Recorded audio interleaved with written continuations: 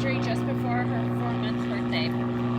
That was pretty much the scariest day of my life. A 2-week stay in the cardiothoracic intensive care unit didn't come cheap, but we had insurance through my husband's job, and frankly, I didn't even know there was such a thing as pre-existing conditions. I didn't realize that before Barack Obama, with the help of Nancy Pelosi, signed the law, the Affordable Care Act, individuals could be kicked off their plans because of an illness, a disease, or an injury, even if they were just 3 months old. Myka underwent her second open heart surgery at 11 months old. Again, we had great insurance, which covered every penny of that $250,000 bill. When Myka was about 2 years old, my husband was laid off from his job.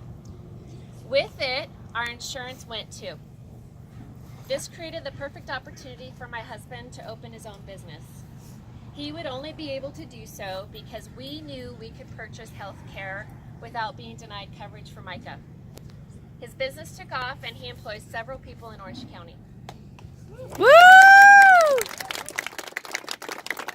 One of the forgotten protections under the ACA was the elimination of lifetime caps. To date, Myka's cardio issues has generated $500,000 in healthcare costs. She met halfway to her lifetime cap at the age of 1. I knew, as they promised, that the first thing the GOP-controlled House and Senate would come for was the ACA. That directly impacted my child, her health, and her well-being. They were coming for her health care, for which we received no subsidies. After the election of 2016, I began calling my congressman every single day. I sent letters, I emailed him, I tweeted him, I did everything I could to get him to hear my voice and see Myka's face, hear her story. Surely I knew if he saw how adorable she was, he'd come to realize he needed to stand up to his party and vote in the best interest of his district. After all, she was just a child. She did nothing wrong. She deserved better.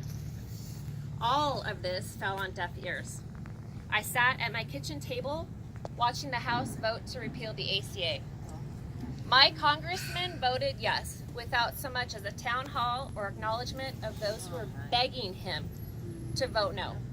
I sobbed, and then I picked myself up and I said, I will do whatever I have to do to ensure that the Democratic candidate in my district won.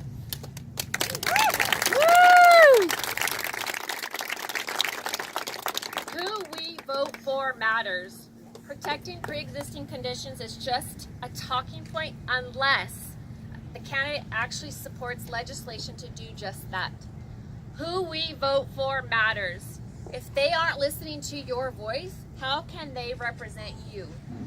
Who we vote for matters. The GOP has already told us who they are. They are looking to repeal protections for people like my child. Those medically fragile individuals who needed their elected officials to be their voice, to care about their well-being, and to do what's right for people, not for insurance companies. The past 2 years, I've learned a lot about what using your voice can do. Share your stories, hold your elected officials accountable, and most importantly, vote for kids like mine all over this country who need people like you to stand up for them. Be a hero. I'd like to introduce you to the bravest girl I've ever known, and by far my favorite girl in the entire world, Myka Eilers.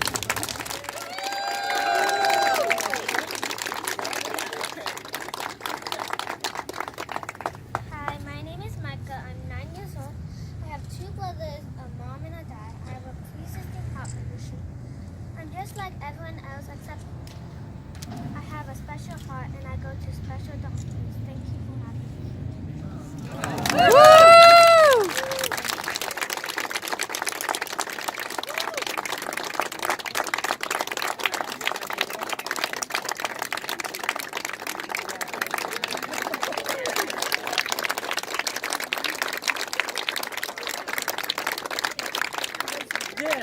This is why we are on the road.